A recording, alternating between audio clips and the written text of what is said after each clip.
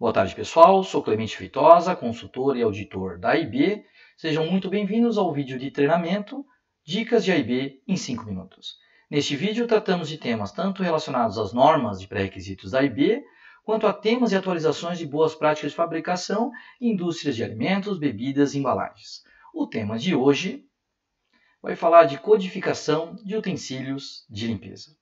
E a gente vai passar algumas dicas importantes para vocês na elaboração dos seus códigos de cores ou identificação de utensílios de limpeza.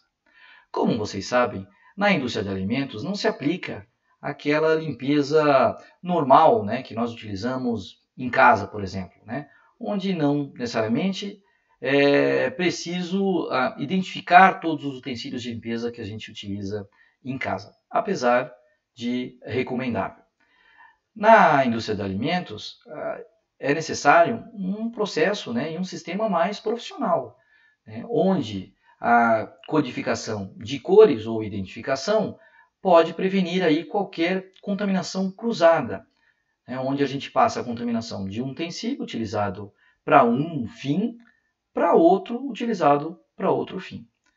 Ou, por exemplo, quando a gente utiliza um utensílio de limpeza utilizado para a limpeza do piso da nossa planta, ser também utilizado para uma limpeza de uma superfície de contato com alimentos. Então a gente imagina que a gente vai levar essa contaminação de uma superfície contaminada, como um piso da planta, para uma superfície de contato com alimentos. Então vamos lá, algumas dicas para vocês aí de código. Isso aqui não é uma regra fechada, é só alguns exemplos e mostrar a importância que tem de a gente diferenciar os nossos utensílios de limpeza por intenção de uso. Então a gente tem aqui um primeiro exemplo, onde a gente identificou os utensílios de contato com superfície de contato com alimentos, então interior de um tanque, interior de um silo, uma esteira onde eu tenho produto exposto, identifiquei aí com a cor branca. Então nesse tipo de superfície que tem contato com o alimento, somente pode-se utilizar utensílios dessa cor, essa cor branca. Para quê? Para que a gente não tenha confusão, por exemplo, com os utensílios de limpeza externa de equipamentos, onde não tem o mesmo nível de exigência de limpeza que tem a superfície de contato com o alimento. Então eu diferencio ela aí, nesse exemplo aí, com a cor azul. Tem também aí uma de cor amarela para limpeza geral, eu posso usar para limpeza de piso, limpeza de paredes da minha área.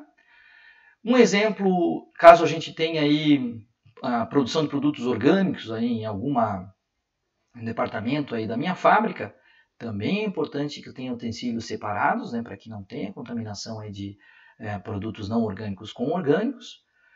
Tem um exemplo também nesse nosso exercício, que é a cor alaranjada, aí, no caso do leite, que é um alergênico, assim como outros alergênicos. Então, cada alergênico também precisa ter diferentes cores de utensílios.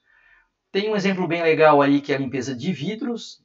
Então, é importante que eu tenha utensílios separados para limpeza de vidros, porque aí eu garanto que, em caso de uma limpeza de alguma embalagem de vidro ou qualquer superfície, uma janela que quebrou, eu não vou utilizar utensílios que depois eu possa contaminar a minha superfície de contato com alimentos.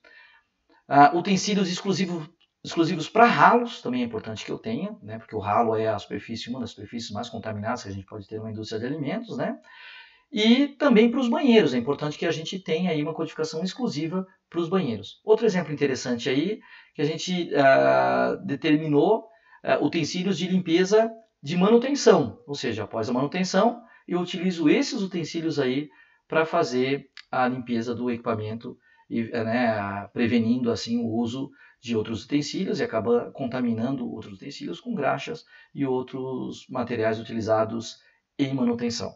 Okay? Caso a gente não tenha cores para todos esses utensílios, eu também posso utilizar a identificação. Normalmente se recomenda utilizar etiquetas que são à prova d'água, para a gente colocar e identificar esses utensílios. Então pode também estar identificado ao invés das cores. É claro que as cores chamam mais atenção, então acaba sendo recomendável mais as cores do que a identificação, mas os dois estão ok. O importante é ter essa diferenciação. Os locais de guarda também é importante que sejam separados, identificados e segregados, para que, enquanto eles estão lá armazenados, não haja qualquer possibilidade de contaminação. Existe também a aplicação, o uso das matrizes de limpeza, né, por tipo de produto. Então, se cria uma matriz com todos os produtos que vão rodar numa linha e, de acordo com o produto anterior que rodou nessa linha, a gente consegue, às vezes, reduzir a quantidade de utensílios utilizados, né? Então, aí tem um exemplo. Por exemplo, eu tenho um produto A que ele não tem nenhum alergênico. E num exemplo hipotético, eu tenho o produto B, que ele tem 2 alergênicos, soja e leite. Então, eu rodei anteriormente esse produto B. Se eu for rodar o produto A, que não tinha alergênico, sim, eu vou necessitar uma limpeza profunda, alergênica, com os utensílios identificados, né? E assim sucessivamente. Então, essas matrizes ajudam bastante aí a gente poupar a necessidade dos utensílios, de diferentes utensílios. Ok? Bom, pessoal, é isso. Sintam-se à vontade de nos buscar nas nossas mídias sociais. Nós temos o nosso site, né, o www.ibinternational.com/es. Quando a gente entra nesse site, tem um íconezinho lá no canto direito superior que te leva diretamente para a nossa página em português. Temos também agora nosso lançamento aí, que é a nossa página no Facebook, a IB International no Brasil, além dos nossos outros canais usuais, blog Saber Alimentário, Food First e redes sociais como LinkedIn e Twitter. Pessoal, muito obrigado. Estamos à disposição sempre para qualquer dúvida. Grande abraço.